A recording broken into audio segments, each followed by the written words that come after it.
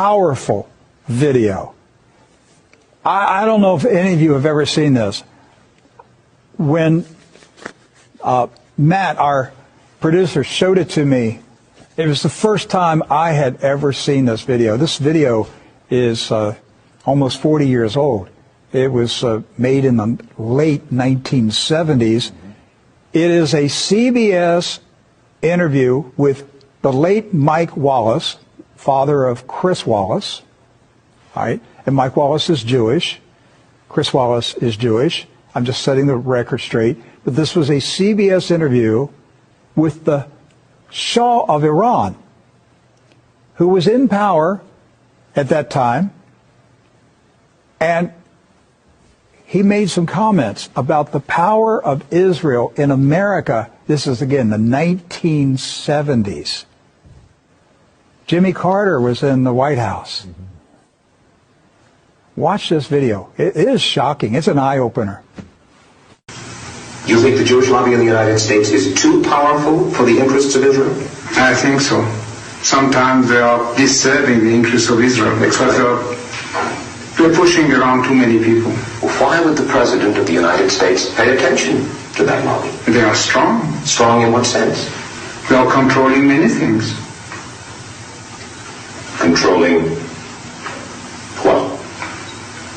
Newspapers, medias, Your Majesty. banks, finances, and I'm going to stop there. Well, now wait just a second. You really do believe that the Jewish community in the United States is that powerful? They make the media reflect their view of foreign policy? Mm-hmm. Yes. They do not report, we do not report honestly? Don't mix things, please. I don't say the media. I say in the media they have people. Not the entire media. Some newspapers will only reflect their views, yes. No. The New York Times, for instance, is owned by the Salzburger family, who are Jewish. Are you suggesting that the New York Times is biased in its treatment of the question of Zionism, Israel's existence, the United States' relationship with the Arab world? I will have to put all the articles of the New York Times written on this subject and draw the conclusion. You can put this to the computer and it will answer you. What you're saying is that, yes, you do believe. Well, let's wait for the answer of the computer. Washington Post. The same. The networks. Yes.